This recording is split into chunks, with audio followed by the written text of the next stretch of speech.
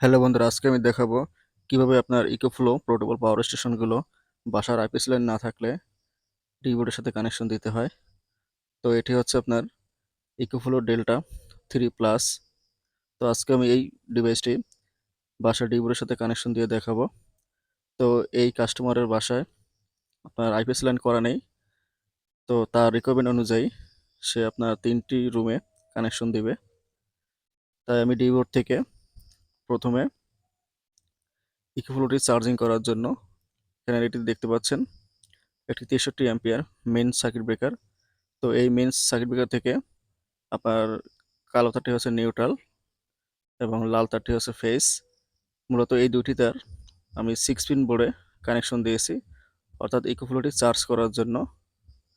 তো এরকম একটি 6 পিন কম্বাইন সকেট বোর্ড প্রয়োজন হবে ইকোফ্লো চার্জ করার জন্য। এরপরে যেসব রুমে ব্যাকআপ মোড অর্থাৎ আইপিএস মোডে ব্যবহার করবে সেই রুমের ব্রেকারগুলো ডিবি বোর্ড থেকে বাছাই করতে হবে বা সিলেক্ট করতে হবে। তো এখানে এটি হচ্ছে আপনার মেইন সার্কিট ব্রেকারের নিউট্রাল এবং এটি হচ্ছে ফেস। তো মূলত এই দুটি তার ব্যবহার করেছি আপনার ইকুয়ালি চার্জ করার জন্য। এবং এই যে 3টি ব্রেকার রয়েছে, এই 3টি ব্রেকার হচ্ছে 3টি রুমের জন্য। মূলত কাস্টমার এই 3 রুমে আপনার ইকোফ্লো এর কানেকশন দেবে, অর্থাৎ ব্যাকআপ মোড ব্যবহার করবে।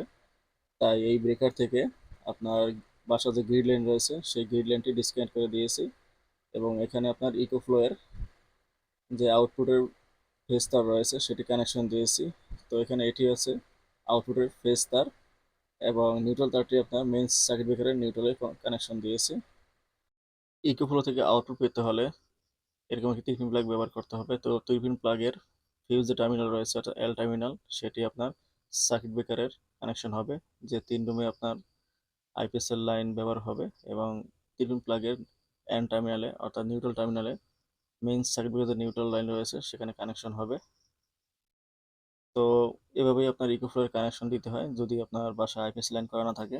সেক্ষেত্রে আপনি ডিবি বোর্ডের সাথে এভাবে কানেকশন দিতে পারেন। তো এখানে আমি 3টি রুমের জন্য আপনার ইকোফ্লো এর কানেকশন দিয়েছি। তো 3টি ব্রেকার থেকে আপনার বাসা যে গ্রিড লাইন রয়েছে, তো গ্রিড লাইনটি আমি ডিসকানেক্ট করেছি, দেখতে পাচ্ছেন।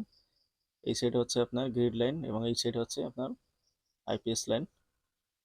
তো মূলত এই 3টি রুমে খেয়াল রাখতে হবে যেন ভারী কোনো লোড ব্যবহার না হয়।